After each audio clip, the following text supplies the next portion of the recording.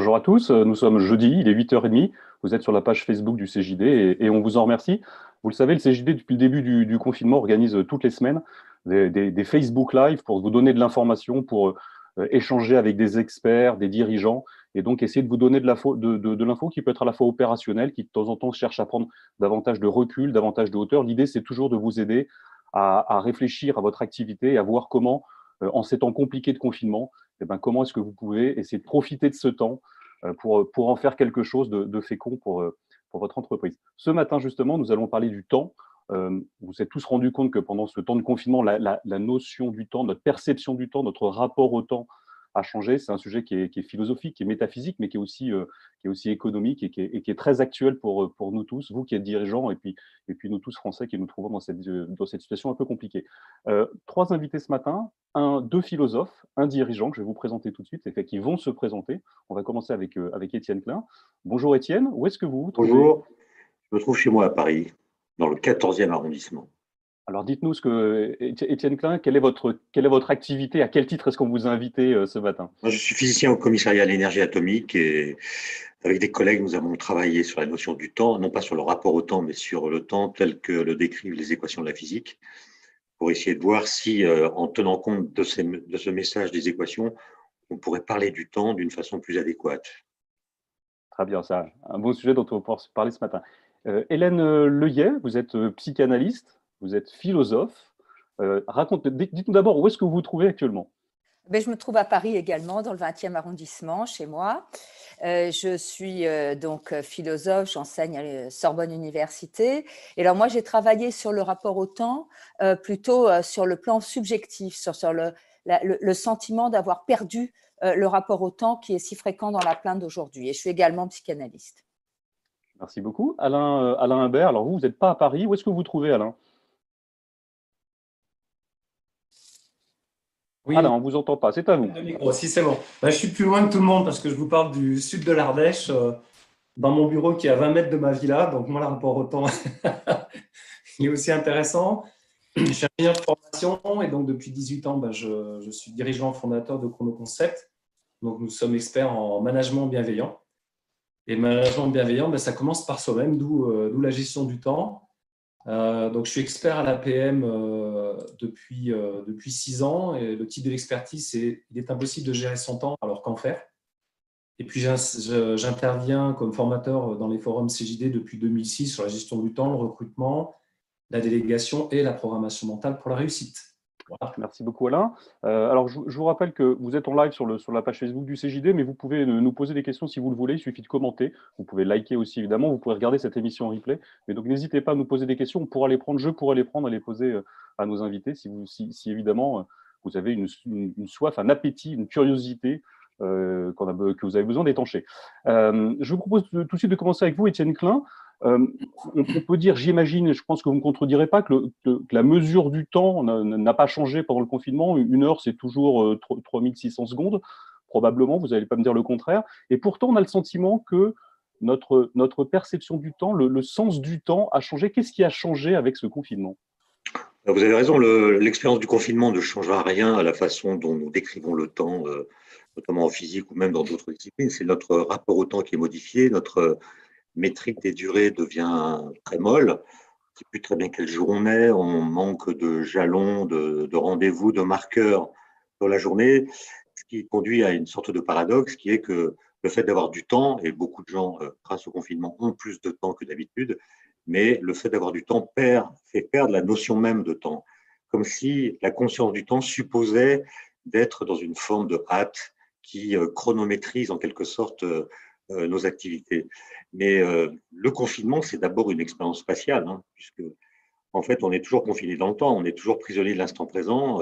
Le temps, c'est une sorte de prison vis-à-vis de laquelle on ne peut être que passif, on est emporté par le cours du temps, donc on est toujours confiné dans le temps. Et là, la nouveauté, c'est qu'il y a en plus un confinement dans l'espace.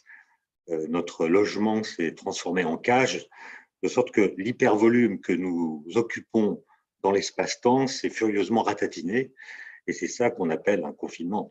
Et on peut se donner à tout cela un parfum existentiel un peu sublime en imaginant que si on tient compte de ce que nous a dit Einstein, même quand on est immobile dans l'espace, ce qui est le cas, on va à 300 000 km par seconde, c'est-à-dire à la vitesse de la lumière dans l'espace-temps, puisque dans l'espace-temps, à chaque seconde, nous parcourons en effet 300 000 km, mais je ne suis pas sûr que ça donne davantage de griserie à l'expérience du confinement.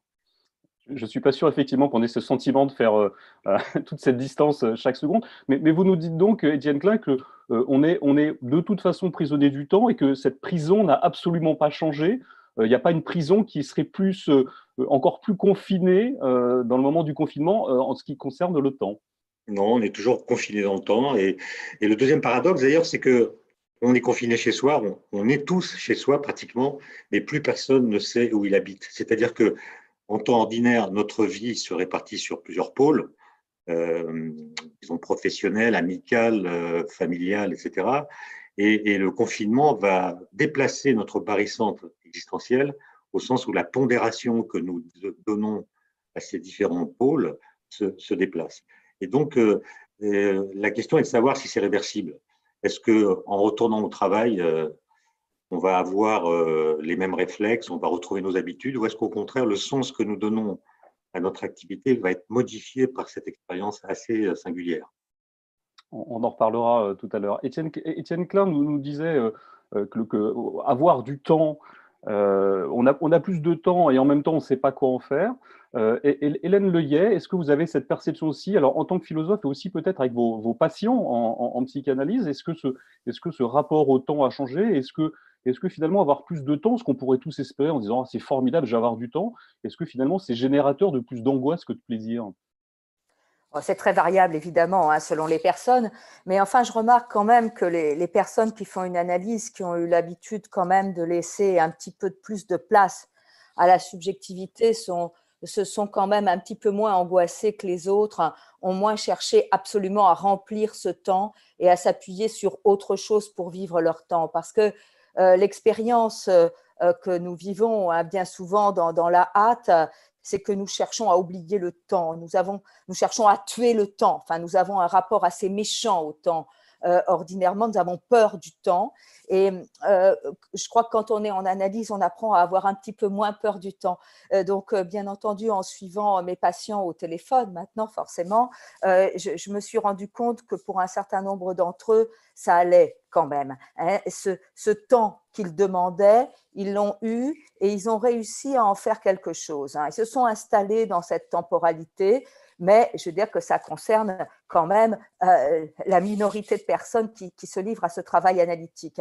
Pour les autres, bien sûr, et pour les échos que je peux avoir, et puis pour une certaine partie d'entre eux qui sont très anxieux, évidemment, ce vœu d'avoir du temps, quand il a été exaucé comme ça, eh bien, c'est un petit peu comme dans les contes qu'on raconte aux enfants, on dit « Ah ben non, finalement, on n'en voulait pas autant et on est un petit peu perdu. » Et donc là, je pense qu'on a eu beaucoup trop comme réflexe de chercher à le remplir à nouveau ce temps, alors que je crois qu'au contraire, il faut laisser cette espèce de vide tout à fait singulier qui est le rapport que nous avons au temps s'installer parce que c'est notre être même. Hein. C'est notre être même qui est tissé de cette chose qui nous emporte, mais qui est aussi source précisément de grande réjouissance quand on accepte de se laisser emporter par ce qui semble un vide, mais qui peut être le lieu d'une très belle installation. Je ne dis pas ça pour faire l'éloge du confinement, qui, à mon sens, sur le plan collectif, pose quand même pas mal de problèmes politiques. Mais enfin, voilà, ce n'est pas une raison pour mal le vivre. Alain Imbert, est-ce que cette nécessité de laisser le vide nous envahir et finalement prendre ce temps et arrêter d'être dans la hâte, est-ce que c'est quelque chose que les dirigeants savent faire ou est-ce qu'au contraire les dirigeants sont mal armés pour laisser du temps au temps et se laisser habiter un peu par ce vide? Je ne sais pas si on peut vraiment parler de vide. Moi, j'ai bien aimé ce que Étienne Klein disait quand il parlait du sens que nous donnons à notre existence et donc à notre temps. Cette relativité du temps, le titre de mon expertise à l'APM, c'est « Il est impossible de gérer son temps » parce qu'en fait, on ne peut pas gérer le temps. On peut gérer l'argent, on peut gérer le matériel, on peut gérer l'information, on peut gérer entre guillemets, les ressources humaines, ne peut pas gérer le temps, parce que c'est la seule de ces 5 ressources que je viens de citer qui n'est pas comptablement et physiquement immobilisable. La seule chose qu'on puisse faire de son temps, c'est, entre guillemets, l'utiliser. Quand quelqu'un dit « j'ai perdu 1 heure dans la queue », d'un magasin, par exemple, sa journée ne va pas faire 23 heures, elle va continuer à faire 24 heures. Quand quelqu'un dit « j'ai perdu 1 heure », il dit « j'ai mal vécu émotionnellement l'heure que je viens de passer ». Et c'est pour ça que j'aime bien ce que disait Hélène tout à l'heure sur plus les gens qui la consultent font place à la subjectivité, moins ils sont stressés, j'ai cru comprendre. Mieux ils vivent ça. Donc l'idée, c'est je peux que utiliser mon temps, et quand je passe une bonne heure ou une malheur, j'ai bien ou mal utilisé mon temps, et on est sur de l'émotionnel. Donc, le dirigeant d'entreprise, sa question, que ce soit dans le confinement ou qu'il soit dans le maelstrom de son entreprise le jour du déconfinement, c'est à quoi j'utilise mon temps. Et l'idée, c'est on veut plutôt passer une bonne heure qu'une malheur. On veut plutôt passer du bon temps que du mauvais temps. Et qui décide de ça? C'est notre émotion. Et pour faire ce choix, on ne peut pas gérer le temps. On peut gérer que les priorités. Et qui dit priorité dit choix. Et en fonction de quoi je choisis, d'un propre référentiel de bonne utilisation de son temps, qui pour moi est vraiment basé sur nos émotions. Étienne Klein, est-ce que vous partagez cette idée que non, le temps, ça ne se gère pas, la gestion du temps, c'est aberrant de dire ça, parce qu'on ne peut pas gérer le temps? Oui, parce que enfin, le temps est victime d'une polysémie fulgurante, hein. C'est-à-dire qu'on l'utilise pour dire la succession, la durée, le changement, le rythme, la vitesse, la mort, l'argent. C'est beaucoup trop pour un seul mot. Donc, il faudrait, mais on n'a pas le temps, procéder à une sorte de nettoyage de la situation verbale. Quand on dit je n'ai pas le temps, ça veut dire je n'ai pas la liberté ou je n'ai pas la disponibilité. Le temps n'a rien à voir avec ça. Et donc, oui, il y a un problème de langage, mais je pense que le confinement, pour revenir à lui, il a ce site très singulier qui nous resynchronise avec le monde. C'est-à-dire qu'avant, on parlait beaucoup d'un temps qui s'accélère, qui est d'ailleurs une expression absurde, parce que le temps, il ne s'accélère pas, il n'a même pas de vitesse d'ailleurs. Ou si on veut dire qu'il a une vitesse, il faut dire qu'il avance de 24 heures toutes les 24 heures, ce qui ne nous avance pas beaucoup. Donc, on parlait d'un temps qui s'accélère comme si cette phrase induisait chez nous l'idée que nous sommes en retard par rapport à un rythme propre qu'aurait la réalité. C'est une phrase culpabilisante qui laisse entendre qu'on est toujours en retard par rapport à la dynamique propre du monde. Or, le confinement a en quelque sorte remis les pendules à l'heure au sens où nous sommes tous synchrones avec le monde. Le monde n'est plus en avance sur nous, on est là, on attend, ou on prépare la suite, mais il y a ce phénomène que personnellement je trouve extraordinaire, c'est que si on relit la presse, par exemple, il y a 2 mois, on s'aperçoit qu'on parle beaucoup de la fin du monde, de l'effondrement, les collapsologues interviennent massivement. On est pris par ailleurs dans une forme de présentisme, puisqu'on ne parle que du présent, on commente les faits divers. Songez à l'affaire Griveaux qui nous a tant occupés, on a l'impression qu'elle remonte à avant la première ère glaciaire. C'est un passé complètement enfoui, on ne s'en souvient même plus. Et aujourd'hui, alors que nous sommes pris par l'urgence de devoir agir pour gérer cette crise qui est à la fois sanitaire, économique et sociale, on est pris par l'urgence et en même temps, tout le monde se sent invité et même obligé par la force des choses à réfléchir à la suite de l'histoire. Et donc, il y a une sorte de renversement de la flèche du temps qui s'est produite en quelques semaines, c'est-à-dire que l'idée de la fin du monde, qui était si présente, a été remplacée par l'idée qu'il y aura une suite à l'histoire, et la question est laquelle? Est-ce que le monde de demain, comme on l'appelle un peu abusivement, sera différent ou pas du monde d'avant, etc. Mais en tout cas, plus personne ne dit que ça va s'effondrer. Au contraire, le fait qu'on vive la catastrophe nous fait penser la suite de l'histoire. Et là, je trouve que c'est assez bluffant, parce que personne n'aurait pu prédire un tel retournement. Merci Étienne Klein. Hélène Leguet, Étienne Klein a parlé d'une accélération du temps, d'une perception d'accélération du temps, et maintenant, on serait revenu dans un temps normal, dans un temps synchrone, donc ce qui nécessite un ralentissement de ce temps. Est-ce qu'il est plus facile de vivre dans un temps perçu comme accéléré, comme un temps de l'urgence, ou est-ce qu'il est plus facile de vivre dans un temps qui ralentit? Alors je sais bien, c'est pas physiquement ce que je dis est faux, mais est-ce que ce sentiment de ralentissement du temps, est-ce que c'est particulièrement difficile à vivre? Oui, alors tout d'abord, je pense qu'il faut quand même préciser que ce n'est pas le cas vous m'entendez? Oui. Ce n'est pas le cas absolument pour tout le monde, hein. C'est-à-dire qu'il y a un certain nombre de personnes, il y a une catégorie de personnes pour lesquelles l'accélération, alors on met les guillemets si vous voulez, a été encore plus grande. Parce que quand dans un petit espace, 2 parents télétravaillent, il faut faire l'école aux enfants, il faut s'occuper de la maison, etc. Le burn-out en chambre, ce n'est pas complètement une vue de l'esprit. C'est-à-dire pour certains, ça a été le quotidien a été encore plus lourd, la charge mentale a été encore plus lourde. Mais vous avez raison, la plupart du temps, on a eu le sentiment d'un ralentissement, d'autant que, bon, comme le disaient les précédents intervenants, dans la mesure où le rapport au temps est toujours aussi un peu un rapport à l'espace, le fait que les villes, par exemple, soient plus silencieuses, et les campagnes aussi, évidemment, nous donne ce sentiment d'un ralentissement. Les immeubles s'ébrouent plus tard le matin, on entend moins l'ascenseur, etc. Donc, il y a le sentiment d'un ralentissement. Alors, est-ce que c'est plus ou moins facile à vivre? C'est vrai que ça aussi, c'est très varié.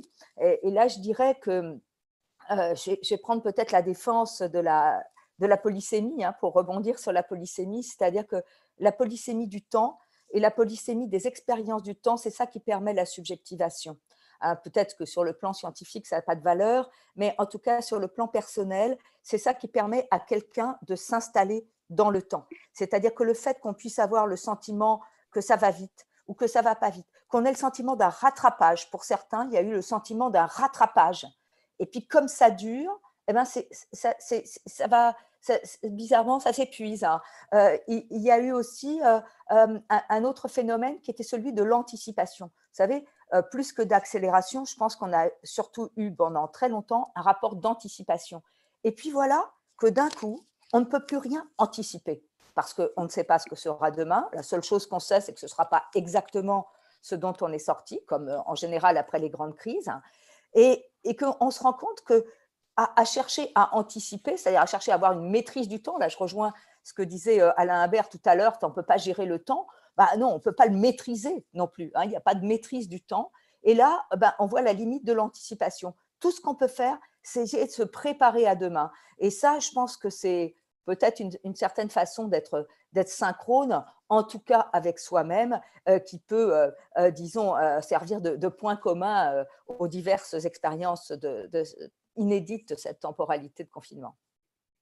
Ce rapport d'anticipation dont parlait Hélène Leuillet, Alain Imbert, se préparer à demain, est-ce que c'est quelque chose qu'un dirigeant peut faire ou dans cette période de complète confusion, il est extraordinairement difficile d'anticiper, de se préparer à quoi que ce soit?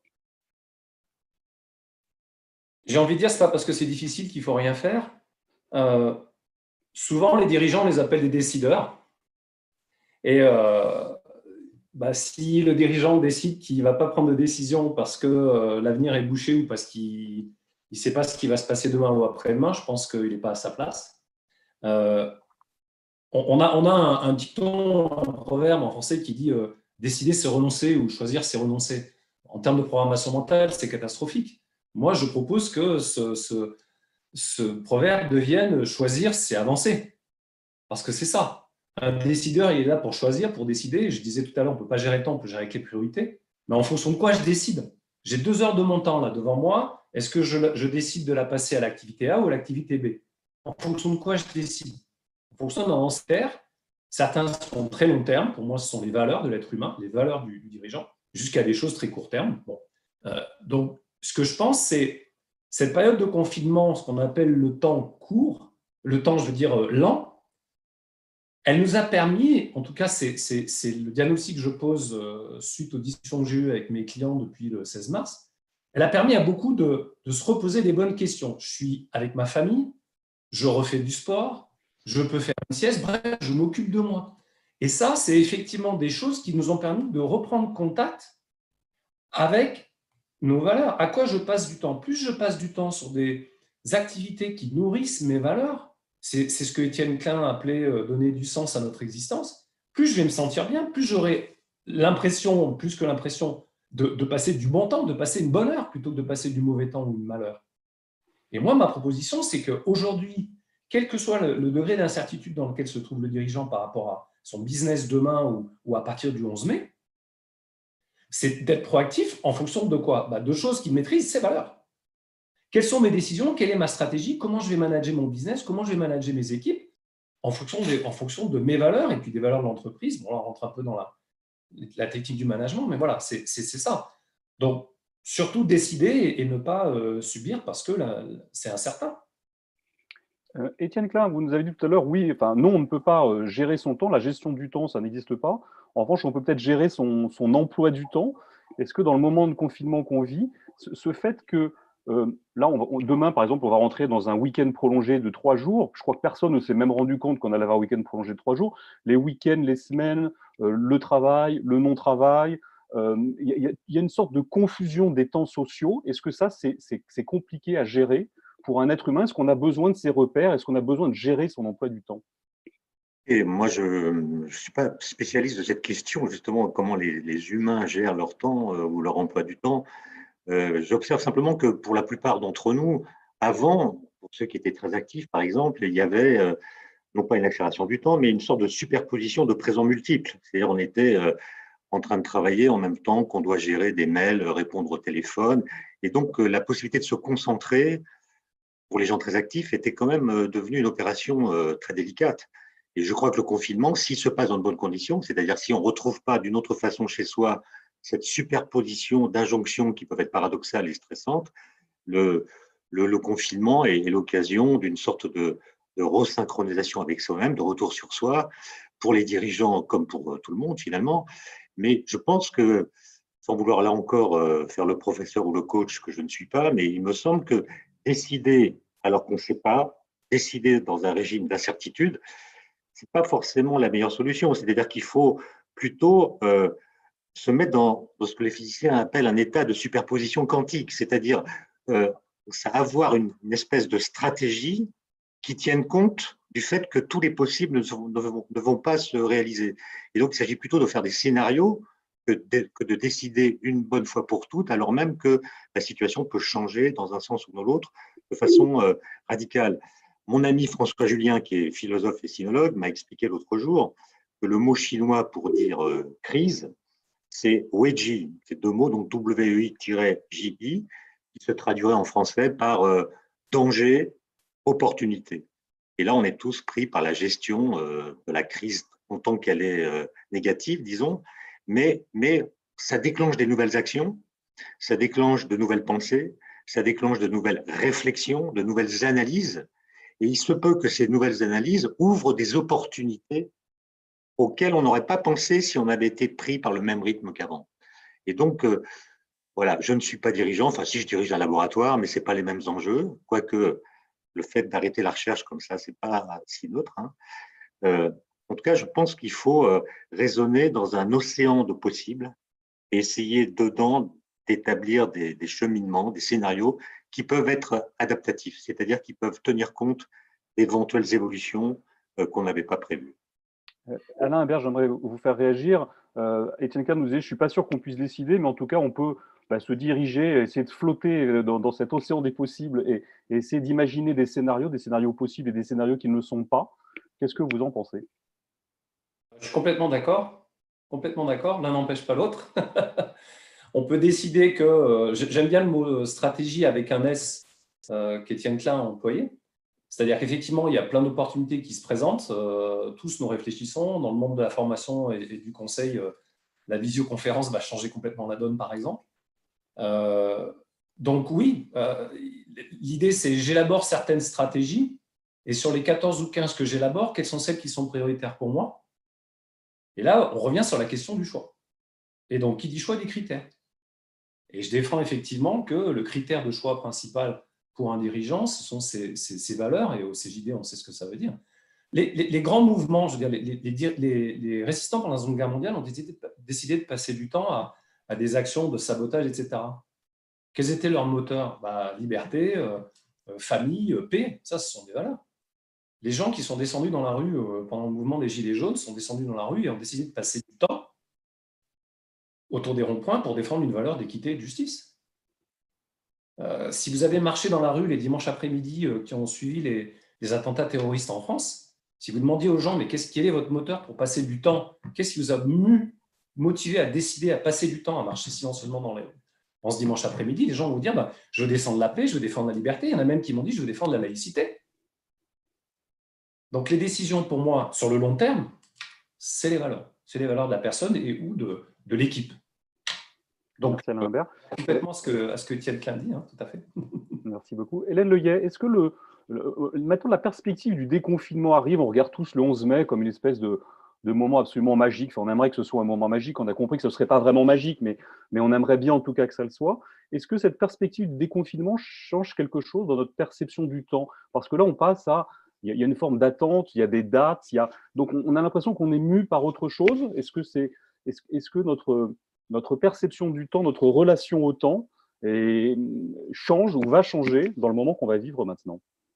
Oui, enfin, il y a quand même pas mal de confusion, hein, puisqu'on a quand même, en tout cas dans les zones rouges, comme celle dans laquelle nous nous trouvons en majorité, sauf Alain, pas mal d'incertitudes aussi, puisqu'on nous a bien prévenu que le 7 mai, il faudrait faire le point pour savoir où nous en sommes et si nous pourrons à nouveau circuler. Donc, je pense que le temps est beaucoup plus marqué par l'incertitude, ce qui est une certaine façon, pardonnez la métaphore, mais elle me vient de mes patients, de remettre les pendules à l'heure, bizarrement, d'être beaucoup plus au diapason de ce que le temps comporte d'incertain.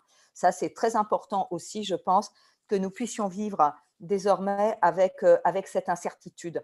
Je crois que l'illusion qui s'est dissipée pas mal dans ces temps de confinement, c'est l'illusion de la maîtrise du temps. Et nous savons aujourd'hui que non, nous n'avons pas de maîtrise, nous n'avons pas de maîtrise absolue sur le temps, aussi bien celui de notre propre vie, il y a des maladies, etc., que sur celui de nos projets, de ce que nous souhaitons faire. Et ça, je pense que c'est une leçon à peut-être retenir, y compris dans l'entreprise, que moi je vois plutôt de côté de ceux qui sont employés dans l'entreprise, hein, plus que du côté des décideurs, mais bon, aussi du côté des décideurs, parce que je crois qu'il y a eu beaucoup de contrôle. Hein, c'est un terme qu'on n'a pas encore employé. Hein, le contrôle du temps, c'est quelque chose qui pèse énormément sur tout le monde. Et je crois que l'excès de contrôle, c'est ça qui a un peu volé en éclats. D'abord, quand même, en télétravail, on peut un peu plus facilement faire l'école buissonnière qu'ordinairement, et que le sentiment d'être en retard, hein, qui habitait un grand nombre d'entre nous, eh bien, on s'aperçoit qu'il venait de cet excès de contrôle du temps, et que s'il y a une leçon, à mon avis, à tirer, c'est que si on veut que les gens travaillent et travaillent bien, eh bien, il faut cesser de chercher à absolument contrôler le temps et contrôler chaque interstice de temps. Alain Imbert, vous avez envie de réagir? Alors, on ne vous entend pas. Alain, il y a un petit problème de micro, visiblement. Allez-y. Est-ce que vous m'entendez? Oui. Oui, je disais, j'adore ce que vient de dire Hélène, excès de contrôle. En management en France, le contrôle au sens, je dirais, managérial du terme, qu'est-ce que tu as fait, est-ce que tu es bien arrivé à l'heure, etc., etc. En France, alors ça a volé en éclats peut-être, en tout cas sur le petit panel de clients avec lequel je suis resté en contact depuis le 16 mars, c'est que forcément, ça a réintroduit la notion de confiance. La notion de confiance du manager, du dirigeant envers ses équipes, qu'il n'avait plus, entre guillemets, sous contrôle, puisqu'elles étaient chacune ici et là. Et ça, c'est une des opportunités auxquelles faisait allusion Étienne tout à l'heure, je pense, en termes de management, qui va être très intéressante à creuser. C'est que du coup, je pense qu'il y a des gens qui ont bien pris l'habitude de travailler en télétravail, je parle de salariés, qui vont forcément faire leurs demandes à leurs dirigeants, en leur vendant les avantages. Et le dirigeant va là se retrouver devant cette idée de confiance, de moi, je paye quelqu'un, entre guillemets, c'est pas très rigolo ce que je vais dire, pas très joli, mais j'achète 7 ou 8 heures de son temps tous les jours à cette personne, est-ce que j'en ai pour mon argent? Ça, il faut arrêter. Cette notion de temps et d'argent, il va falloir apprendre à travailler dans la confiance, et ça, en termes de management bienveillant, j'adore. Voilà pourquoi je voulais réagir. Merci Alain. Étienne Klein, est-ce que, donc gestion du temps, non, contrôle du temps, est-ce que ça a un sens de parler du contrôle du temps? On peut contrôler les durées, on peut contrôler l'activité, on peut contrôler ce qui se passe dans le temps, mais évidemment, on ne peut pas contrôler le temps même. Je veux dire, ça revient à ce qu'on disait tout à l'heure. Si on a une montre au poignet, c'est précisément parce que notre horloge interne, notre horloge biologique, notre rapport au temps est biaisé par toutes sortes d'interventions, de facteurs qui font que nous ne sommes jamais réellement en phase avec le temps qui passe. Sauf dans l'expérience de l'ennui, qui est peut-être une expérience qui permet pour une fois de se sortir en avance par rapport au temps qui passe. C'est-à-dire que l'ennui, c'est l'idée que la réalité qui nous est donnée n'est pas assez remplie pour être distrayante, pour être intéressante. Et donc, on a l'impression, on attend qu'il se passe quelque chose. Et donc, on est en quelque sorte en avance sur la temporalité.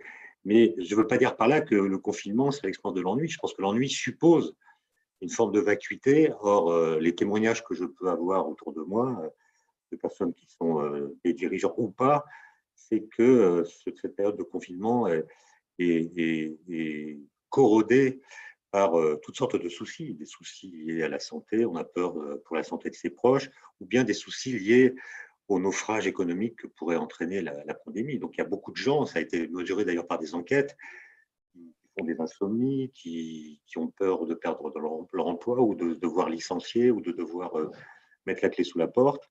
Et je pense que considérer qu'une fois qu'on a du temps, comme c'est le cas aujourd'hui, on se laisse aller à une espèce d'alpinisme de l'âme qui permettrait de revenir sur soi pour se grandir, etc., c'est une expérience qui, à mon avis, concerne très peu de personnes.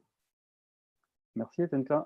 Hélène Leuillet, Étienne Klein a utilisé le mot ennui en disant « je ne suis pas sûr qu'on soit dans la période de l'ennui », mais en tout cas ce mot a été prononcé, en tout cas peut-être davantage de temps libéré, du temps qu'on pourrait passer pour soi. Est-ce que ce temps-là, et même l'ennui, est-ce que c'est des moments qui peuvent être féconds? Est-ce qu'on peut en faire quelque chose? Est-ce que notamment un dirigeant peut faire quelque chose de ce temps? Oui, tout à fait. Moi, je crois qu'on peut essayer d'être des alpinistes. C'est pas les réserver absolument aux grands sages et à des expériences de spiritualité. Je pense que grandir un peu dans son rapport au temps, c'est à la portée de chacun d'entre nous et je le vois effectivement exister chez les gens. Parce que personnellement, alors l'ennui, évidemment, c'est une expérience qu'il faut pouvoir traverser. Ça s'apprend d'ailleurs électivement dans l'enfance. Et je trouve que ça, c'est finalement un bon acquis du confinement que les parents un peu débordés par le télétravail soient obligés de laisser les enfants s'ennuyer. Au moins, ils sont obligés d'apprendre ce que c'est qu'être un être temporel. Peu importe si ça a un sens objectif, en tout cas subjectivement, ça en a un. Mais l'ennui, néanmoins, ce n'est pas une fin en soi. Ça ne me paraît pas une fin en soi. Pourquoi? Parce que l'ennui, c'est une forme de haine. C'est l'étymologie d'ailleurs du mot ennui. Et dans l'ennui, on a un rapport un peu haineux au temps. Il faut pouvoir traverser l'ennui, il faut pouvoir supporter l'ennui, comme il faut pouvoir traverser les moments de tristesse. Là, je pense qu'on a aussi une grande occasion de se réconforter, de se réconcilier avec les affects négatifs, avec la tristesse, avec le chagrin, quand on apprend des décès, des disparitions, avec l'anxiété pour la situation sanitaire. Voilà, tout ça fait partie de la vie, l'ennui fait partie de la vie, mais à mon sens, il n'est pas une fin en soi. C'est-à-dire que se réinstaller dans le temps, oui, c'est quand même faire un petit peu d'escalade intérieure pour savoir où on en est du temps de sa propre vie, parce qu'au fond, on n'a que ça, du temps. On n'a rien d'autre. La vie, c'est juste un peu de temps. Là encore, je ne sais pas si ça a vraiment un sens sur le plan scientifique, mais enfin, en tout cas, sur le plan du vécu, c'est juste ça, quoi. On est né à telle date et puis on disparaîtra à telle date. C'est juste un peu de temps et c'est ça le sens peut-être et le fait que la confiance dont parlait Alain est si importante que effectivement c'est ça qui peut faire que notre vie a sinon un sens, ça c'est vraiment très ambitieux, du moins un peu de valeur, c'est déjà pas mal. Merci beaucoup. Alain Humbert, est-ce que les dirigeants peuvent tirer des enseignements de ce qu'on est en train de vivre? Est-ce qu'il faudrait demain que dans leur façon de diriger, ils changent un peu leur rapport au temps et qu'ils tiennent compte de ce qu'ils ont vécu pour peut-être se resynchroniser un peu ce temps, le temps de l'entreprise, les temps sociaux, le temps de la décision? Est-ce qu'il y a quelque chose à retenir de ce qu'on est en train de vivre? Oui, est-ce que j'avais levé la main? Est-ce que vous me permettez de rebondir sur ce que vient de dire Hélène et après, si Bien je vous sûr. pose une question, vous me la reposerez. On parlait de l'ennui, de traverser des moments douloureux, etc. Et ça m'a fait penser, Effectivement, le dirigeant, il est dans le futur, dans l'anticipation, dans la décision, dans la préparation, dans les stratégies. OK. Mais en ce moment, je pense que c'est un bon moment, et quand on s'ennuie ou quand on est dans un moment douloureux, de reprendre cette notion du moment présent, de vivre le moment présent. Vous avez écartelé dans son livre Le pouvoir du moment présent et dans son livre Nouvelle Terre qui vend, entre guillemets, l'intérêt d'être dans le moment présent, sous l'angle plutôt philosophique et spirituel. Et puis, je pourrais donner un lien vers un TEDx où un gars qui s'appelle Matt Killingsworth, qui est un chercheur à l'université de Cambridge dans le Massachusetts, qui a prouvé de manière scientifique que les gens ont plus de bonheur quand ils sont dans le moment présent que quand ils sont de manière compulsive, j'insiste, de manière compulsive dans le futur ou dans le passé. C'est-à-dire soit dans l'anticipation négative et l'inquiétude, soit dans le remords et la culpabilité. Donc, pour répondre à votre question, oui, le dirigeant, qu'est-ce qu'il peut faire de ces temps-là? Bon, indépendamment effectivement de réfléchir aux opportunités qu'Étienne Klein pointait tout à l'heure, c'est de se dire, là, pendant tous ces moments, est-ce que j'ai passé des bons moments où je me suis senti bien? Oui. Pourquoi? Quelle était la valeur ou le moteur, on va dire, que j'ai mis en mouvement inconsciemment qui fait que je me suis senti bien? Et du coup, ça peut permettre à la personne de se dire, qu'est-ce qui m'empêche de remettre au centre de mon fonctionnement de dirigeant et de mon entreprise ces moteurs ou ces valeurs-là? Encore une fois, si c'est la famille, si c'est prendre du temps pour moi, etc., on n'est pas obligé de faire ça de manière accélérée. Je veux dire, j'ai des fois des personnes qui arrivent en retard à des rendez-vous avec moi. Échevelé, la chemise qui sort du pantalon, excusez-moi, j'ai l'air d'une quiche, je suis en retard, vous êtes expert en gestion du temps. Je dis, mais... Et les gens disent, j'ai été pris par le temps. Je dis, mais ce n'est pas le temps qui doit nous prendre, c'est nous qui devons le prendre. D'où la question, est-ce que quelqu'un qui arrive en retard à un rendez-vous, est-ce qu'il a mal ou bien géré son temps? Je vous laisse réfléchir. Merci pour cette réflexion, on va réfléchir. Étienne Klein, vous avez utilisé tout à l'heure le mot, on peut se poser des questions sur la réversibilité. Est-ce qu'on va revenir aux excès d'avant? Mais j'ai envie de vous demander quelle est votre intuition en la matière. Est-ce que vous avez l'intuition qu'on va plutôt revenir comme en avant, qu'on est juste dans une sorte de parenthèse ou qu'il en restera quelque chose une fois qu'on sera sorti, si on sort un jour de cette expérience assez compliquée et inédite? Pour reprendre l'expression tout à l'heure, je dirais que je suis dans un état de superposition quantique. C'est-à-dire, je pense que ça va changer les choses et je pense que ça ne va pas les changer. C'est-à-dire qu'un petit virus qui fait une taille de quelques dizaines de nanomètres de diamètre, donc c'est un être parfaitement microscopique qui est capable de confiner la moitié de l'humanité et qui produit ce qu'on pourrait appeler un fait mondial total, puisque tout le monde est concerné par cette épidémie et tout le monde a quelque chose à en dire. Donc, il y a une telle puissance d'immobilisation, justement, il a fait bifurquer le destin planétaire là pendant quelques mois. Il a peut-être la capacité de couper l'histoire en deux, qu'il y ait un avant et un après qui soient complètement différents. Et on peut l'espérer d'une certaine façon, à condition que le monde de demain soit plus accueillant que le monde d'hier. On avait tous beaucoup de reproches à faire au monde d'hier, si je me souviens bien. Et donc, peut-être qu'on va saisir cette opportunité pour améliorer certaines choses, même s'il est clair qu'il y aura beaucoup de choses à réparer. Mais ce qui fait que je ne suis pas sûr que ça va changer, c'est en fait deux choses. La première, c'est que les historiens ont l'air de dire que les épidémies des siècles passés ont engendré aussitôt après leur achèvement des mécanismes d'amnésie collective. C'est-à-dire que toutes les leçons qui auraient pu en être tirées, à l'exception du domaine médical, n'ont pas été retenues parce que la priorité après, c'est de revenir à la vie d'avant avec encore plus de trépidation, comme s'il s'agissait de rattraper le temps perdu. Et donc, non, il y a des épidémies qui n'ont rien changé. Regardez dans la mémoire collective le peu de traces que laissent les épidémies. La grippe espagnole a tué 60 millions de personnes, c'est-à-dire 3 fois plus que la Première Guerre mondiale. Et ce dont on parle quand on est historien, c'est de la Première Guerre mondiale, ce n'est pas de la grippe espagnole. Donc les épidémies semblent être des parenthèses et non pas des avertissements. Et l'autre raison, c'est que tous ceux qui disent que le monde de demain sera différent du monde d'hier radicalisent leur position. C'est-à-dire, ils ne changent pas d'idée. Ils disent, s'ils sont socialistes, ils sont encore plus socialistes. S'ils sont écologistes, ils sont encore plus écologistes. S'ils étaient complotistes, ils sont encore plus complotistes. S'ils étaient collapsologues, ils sont encore plus collapsologues. Autrement dit, il semble que même un événement comme celui-ci soit incapable de faire que nous pensions contre nous-mêmes. Nous recyclons les idées d'avant avec encore plus force en disant on vous l'avait bien dit et ce qu'on avait proposé, c'est ce qu'il aurait fallu faire. Et d'ailleurs, c'est ce qu'il faut faire. Et donc voilà, je suis superposé. On verra bien. Je pense qu'il y aura un moment intéressant, c'est le déconfinement progressif. Par exemple, on verra qui a bien vécu le confinement. Est-ce que les gens qui, avant, avaient une vie trépidante, vont l'avoir vécu mieux que les autres parce qu'ils auront pris le temps d'un repos, ou au contraire, est-ce qu'ils vont être pris d'angoisse terrible parce que le moteur de leur vie se sera provisoirement cassé? Et ça nous permettrait de répondre à une question.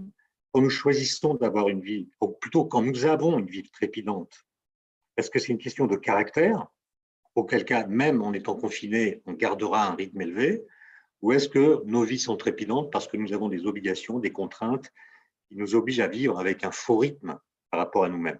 Je pense que là, on a une expérience en vraie grandeur, puisqu'elle est massive, qui permettra d'avoir des idées sur les réponses à cette question. Hélène Leyet, cette période de déconfinement qu'on va bientôt commencer, est-ce qu'elle est effectivement génératrice de stress, d'anxiété? Est-ce que c'est un moment intéressant à regarder pour la psychanalyste que vous êtes? Oui, ben c'est passionnant parce que tout d'abord, on va retrouver la liberté de se déplacer. Bon, ce n'est pas le propos central aujourd'hui, mais enfin, c'est quand même très, très important de voir à quel point on a pu tester quand même la docilité de la moitié de la population mondiale en la signant chez elle, et que la liberté de se déplacer, c'est quand même essentiel. Et donc, retrouver cette liberté, retrouver le contact social. Vous savez, Georg Simmel, le grand sociologue Georg Simmel, disait la ville, c'est la possibilité de rencontrer des inconnus. Là, depuis le début du confinement, la rencontre des inconnus, elle est quand même plutôt limitée, sauf dans les rares moments où on va faire ses courses au supermarché à distance. Donc, il y a quelque chose là quand même de la liberté essentielle qui existe en ville qui va pouvoir être retrouvée. Maintenant, évidemment, des tas de questions se posent. Je suis d'accord que l'aliénation à la vie dure, et que c'est sûrement pas le déconfinement qui va mettre fin à l'aliénation, parce que le rapport au temps, c'est vrai que la question n'est pas tellement qu'il soit rapide, lent, accéléré, lenteur, etc. Moi, j'ai jamais fait trop l'éloge de la lenteur comme prétendu correctif à l'accélération, parce que la question, c'est pas rapide ou lent, la question, c'est un rapport aliéné ou un rapport pas aliéné. Donc là, on va voir qui a profité de ce confinement pour essayer de sortir un peu de l'aliénation, et puis qui, au contraire, est retombé dans une autre forme d'aliénation, dans un rapport violent, dans un rapport tendu. Il y a des gens qui ont très, très mal supporté, par exemple, d'être enfermés chez eux. Cette prison du temps dont parlait Étienne Klein tout à l'heure, pour certains, ce n'est pas du tout une métaphore. Ça a été vraiment une prison. Et donc là, on verra tout ça en sortant. Maintenant, j'entendais l'autre jour l'historien Stéphane Audouin-Rousseau dire, justement à propos de la guerre de 14, ça m'y a fait penser à l'instant, c'est que de toute façon, une crise, on n'en sort jamais quand même complètement indemne. On sera forcément ébranlé parce que c'est une crise. Il explique le fait de l'amnésie de la grippe espagnole après la guerre de 14 par le fait que c'était quand même la guerre qui avait marqué les esprits. C'était quand même un traumatisme considérable, à côté duquel la grippe finalement paraissait paradoxalement quasiment un phénomène naturel, et que c'est ça qui a causé l'amnésie, que c'est la guerre qui l'a emporté. Mais en tout cas, d'après lui, de toute façon, après une crise de cette ampleur, on ne sort pas indemne. Et même si on veut oublier, en fait, il y a quand même des traces. C'est-à-dire que l'amnésie consciente, elle ne signifie pas qu'il n'y a pas de traces, et il nous appartiendra d'en mesurer les effets. Et de ce point de vue-là, je pense qu'il faut se retenir avec force discipline d'essayer de jouer les prophètes, parce que ça, c'est une tentation. On veut tous, comme vous savez, on veut tous connaître les secrets. On veut tous connaître les secrets de l'avenir, et ça s'appelle s'essayer à la prophétie. On se trompe toujours dans ces cas-là. Et puis, on manque aussi l'analyse du temps présent. Alors donc, je pense que si on s'en tient déjà à l'analyse du temps présent, on a déjà pas mal de boulot pour essayer de vivre, de faire vivre pour les dirigeants d'entreprise, parce que ça va être leur travail, là, de continuer à faire vivre. Et ça, je pense que ça doit déjà nous mobiliser nos énergies plutôt que d'essayer de rêver de ce que sera l'après. Alain Imbert, Hélène Leyet vient de parler d'un rapport d'aliénation qu'on peut avoir au temps, et finalement c'est peut-être ça le sujet. Comment est-ce qu'on fait pour que le temps, on ne soit pas aliéné par le temps, mais qu'on qu'on en dispose, qu'on en ait une forme de maîtrise. Qu'est-ce que ça veut dire pour un dirigeant et qu'est-ce qu'un dirigeant peut faire pour essayer de ne pas être dans cette aliénation, mais d'avoir une capacité de maîtrise, d'habiter le temps sans être aliéné par ce temps? On a dit qu'il ne fallait pas être aligné, puis on a dit qu'on ne pouvait pas maîtriser et contrôler. Donc, on fait quoi avec ça? Non, je pense que le quotidien du dirigeant, c'est de naviguer dans l'incertitude. Et que de toute façon, s'il ne lève pas la voile et s'il ne tient pas bien en main le gouvernail, il ne pourra pas gérer la tempête. Donc, je n'ai pas la formule miracle, je n'ai pas la potion du druide Panoramix. Ce que je peux dire, c'est effectivement d'utiliser, et j'ai bien aimé ce que mes collègues ont dit sur comment j'ai utilisé ce temps de confinement pour faire une pause et regarder qu'est-ce que je décide, quelles sont les opportunités, quelles sont les stratégies, qu'est-ce que je décide par rapport à mes valeurs, par rapport à ce que je veux faire. Effectivement, j'aime bien me réparer d'Étienne Klein. Va falloir réparer, mais pour moi, ce n'est pas un temps séquentiel, c'est-à-dire je répare d'abord et ensuite je regarde ce que je fais de l'avenir. C'est que c'est en réparant qu'on va construire l'avenir. Et je ne pense pas qu'on puisse dire on verra bien, parce que c'est qui on? C'est nous qui allons décider, c'est personne d'autre. Et nous, ce n'est pas que les dirigeants, c'est tout le monde. Les chercheurs, les philosophes, les historiens, n'importe quelle personne qui va décider. Et en fonction de quoi? En fonction de quel est le bilan. Je vous propose tous, dirigeants, le 10 mai, de faire soit seul, soit avec votre équipe, le bilan. Qu'est-ce qu'on retient de positif de tout ça? Et en quoi ça peut nous aider à réparer et réinventer notre entreprise demain? Avec peut-être plus de collaboration avec les clients, plus de collaboration avec les fournisseurs. On a vu que il y a eu effectivement des dérapages dans le mauvais sens. Moi, je retiendrai toutes les actions de solidarité entre les gens qui ne se seraient pas produites s'il n'y avait pas eu cette crise. Donc, est-ce qu'on revient en arrière? Ou est-ce qu'on dit, ça, qu'est-ce qui nous empêche, alors qu'on aura plus de liberté, comme disait Hélène, de le maintenir, voire de l'intensifier? Donc voilà, c'est un peu… Je ne sais pas si c'était ça votre question, mais en tout cas, c'est ma réponse. Je me contenterai de la réponse, mais c'est à peu près la réponse à ma question. Donc ok, super, merci. Et Étienne Klein, vous avez utilisé tout à l'heure l'expression « le monde de demain ». Est-ce que ça a un sens de parler du monde de demain? C'est quand le monde de demain? Ça commence quand, le monde de demain? Écoutez, j'en sais rien.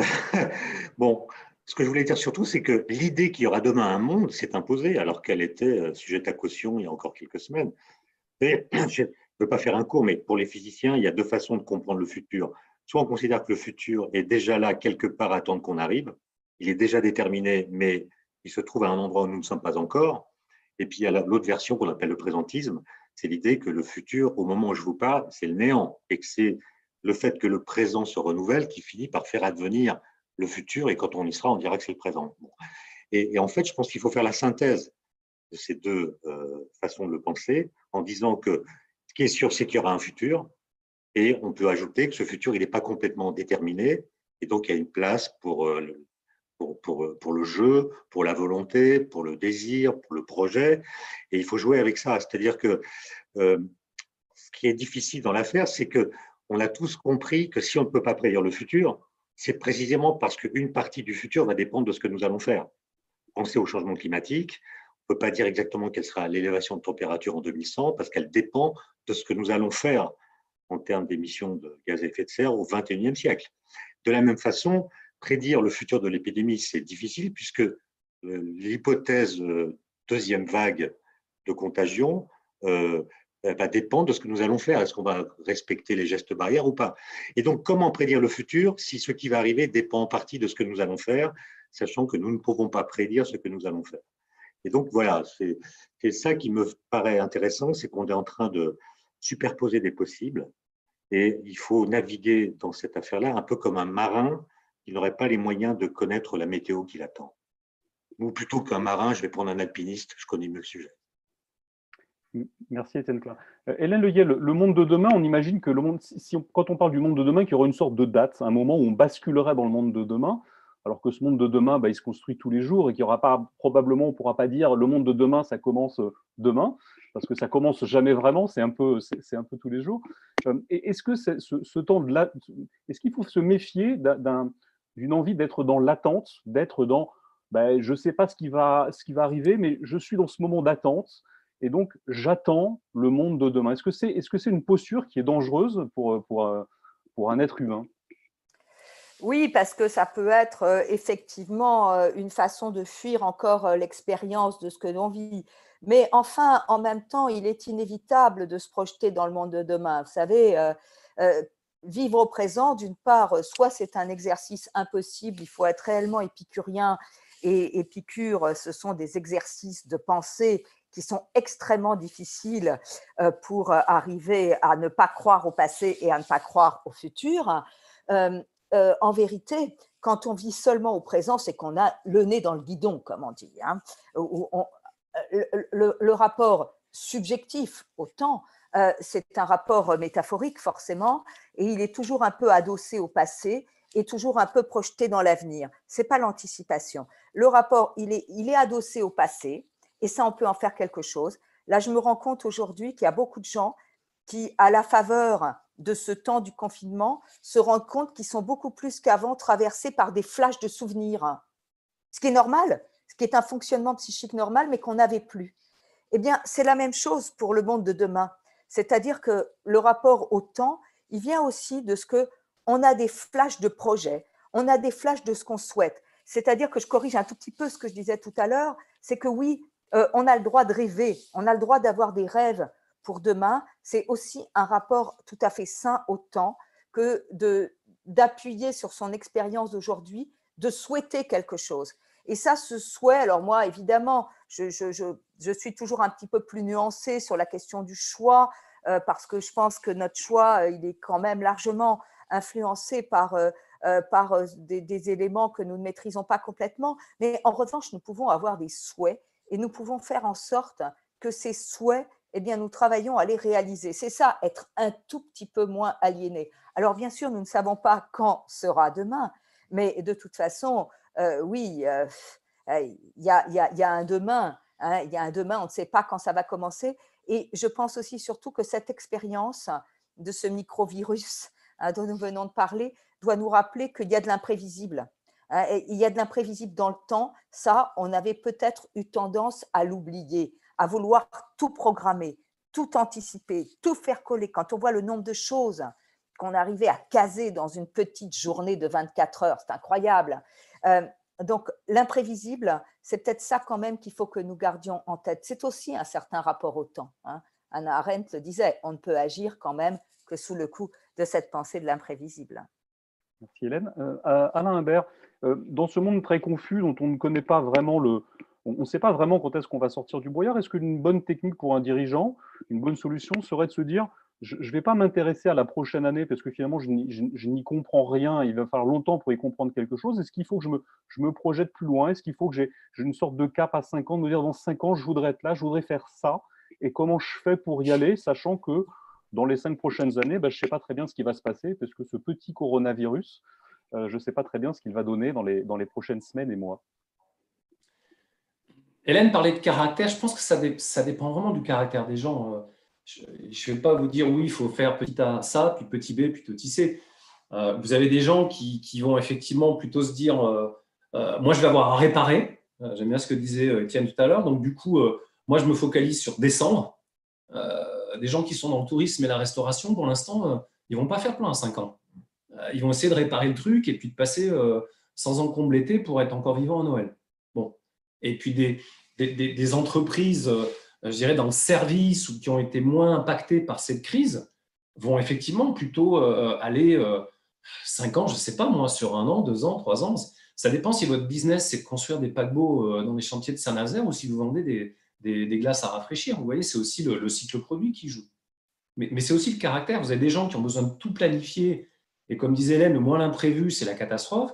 Vous avez des gens qui disent, moi, je planifie la moitié de mon temps parce que l'autre moitié, ce sera des imprévus, donc je me gare un peu.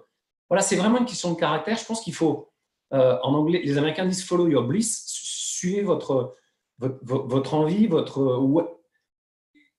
qu'est-ce que je veux passer comme bon temps ou comme bonheur dans le futur. C'est ça vraiment la question. Et j'aime bien cette histoire de rêve. Hélène, je vais au-delà du souhait, je vais dans le rêve. Quand j'entends un parent dire à son gamin « arrête de rêver », je trouve que c'est criminel, quoi. Parce que voilà. Voilà ce que j'avais à dire, Stéphane, là-dessus.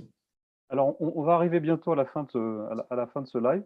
Je voudrais que chacun d'entre vous nous livre une réflexion à quelque chose qu'il a envie de laisser, une trace de cette matinée pour des dirigeants, quelque chose, une réflexion, une idée, une question que vous vous posez et que vous aimeriez partager avec des dirigeants qui sont vraiment dans un moment de confusion, de court terme, ils ne savent pas où ils vont. Qu'est-ce que vous avez envie de leur dire? Un mot, une phrase ou plus que ça?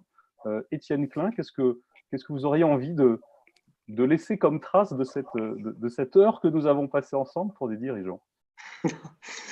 Bon, moi, comme je vous l'ai dit, je ne veux pas donner de leçons sur la gestion de son emploi du temps parce que je ne me sens pas compétent, mais c'est un sujet, et j'aimerais que ça reste dans les oreilles de ceux qui nous écoutent, il n'y a rien à voir avec le temps, mais à propos de tous les messages qu'on reçoit depuis que cette pandémie a commencé, qui éclairent sur la façon dont la science et la société cohabitent plus ou moins harmonieusement. Je pense qu'il y a énormément de leçons à en tirer et que, je l'espère, nous tirerons de cet épisode la leçon que tous les discours à propos de la science, en tout cas, ne se valent pas. Il y en a qui sont moins vrais que d'autres. Et j'ai été très frappé. Au début de l'épidémie, c'est moins vrai aujourd'hui, par le nombre de gens, de personnes politiques, par exemple, y compris des personnes de haut niveau, qui nous expliquaient ce qu'il fallait penser de tel ou tel traitement, de tel ou tel médicament, en commençant leurs propos par cette phrase que je trouve extraordinaire. Je ne suis pas médecin, mais je. Voilà. Et d'ailleurs, je ne suis pas compétent, mais je vais vous dire ce qu'il faut penser. Et je pense que ça nous a fait perdre beaucoup de temps et que si on pouvait accorder un peu plus de crédit à la parole de ceux qui sont compétents, on gagnerait du temps dans la préparation du futur. Pour le scientifique que vous êtes, cette idée que dans un moment d'urgence, on pourrait revenir sur un certain nombre de principes scientifiques qui consistent dans la science à avoir des groupes tests, des groupes témoins, d'essayer de faire les choses avec une rigueur scientifique. Pour vous, c'est une folie, cette idée d'oublier ces principes avec une folie, ce phénomène d'urgence. c'est scier la branche sur laquelle on est assis, en tout cas sur laquelle la science est assise. Et cette idée qu'en temps de crise, on doit abandonner les protocoles et la méthodologie parce qu'il y a crise, ça me paraît une folie. Quand il y a crise et urgence, il faut accélérer les protocoles, mais certainement pas s'en affranchir, parce que sinon, on peut faire des choses extrêmement graves. Et je trouve que là, on a cédé à ce qu'on appelle un populisme scientifique tout à fait ravageur. Et on avait déjà vu ça avec le climat, les gens qui disent « je ne suis pas climatologue, mais je vais vous expliquer que ». Et je trouve que ce démagogisme cognitif, comme l'appelle aussi Gérald Bronner, il est parfaitement corrosif pour les esprits. Et je pense que pour les décideurs, la priorité, c'est de faire le tri et d'essayer d'échapper à ces manipulations de l'information qui soit nous dévoient, soit nous égarent. Alors, je ne suis pas médecin, mais je me rappelle d'avoir entendu Bernard Tapie nous expliquer tous les biens qu'il pensait de la chloroquine. Voilà. Mais ces gens, on ne les entend plus parce qu'ils ont fini par comprendre que c'était une affaire compliquée. Il n'y a que Trump qui propose le désinfectant par voie interne. Alors, vous ne buvez pas d'eau de Javel pour vous protéger du coronavirus. Je ne suis pas médecin, mais je pense que je peux quand même vous dire ça. Merci Étienne Klein pour tous vos propos pendant cette matinée. Hélène Leyet. Moi, je dirais très rapidement, attendez, vous m'entendez? Je dirais très rapidement qu'il ne faut pas avoir peur d'être en retard. N'ayez pas peur d'être en retard. Il n'y a pas de rapport de rattrapage au temps. Il y a des leçons sur le temps à tirer de ce grand retard. Le retard, c'est toujours très utile et très instructif. Il ne faut pas avoir peur du retard. Mais on ne peut pas rattraper ce temps perdu. Le temps. Alors, on peut déjà discuter de savoir si ce temps est perdu, mais on ne le rattrapera pas. Il n'est pas perdu, vous savez. Ce qu'on appelle les temps morts, en fait, c'est du temps vivant. Hein, on a eu tort de stigmatiser les temps morts. Les temps morts, c'est les temps pendant lesquels on peut réfléchir, pendant lesquels on peut se recentrer, pendant lesquels on peut être à nouveau synchro. Et donc, c'est vraiment le temps vivant. Et ce retard nous a peut-être fait gagner un monde de demain. On verra. Hein, on verra, mais moi, je n'hésite pas à dire on verra parce que c'est maintenir la dimension de l'imprévisible. Et Et en tout cas, il faut souhaiter que ce retard nous soit utile à quelque chose. Merci Hélène Leyer pour ces propos positifs et pour le temps que vous nous avez accordé pendant cette heure, pendant ces 3600 secondes.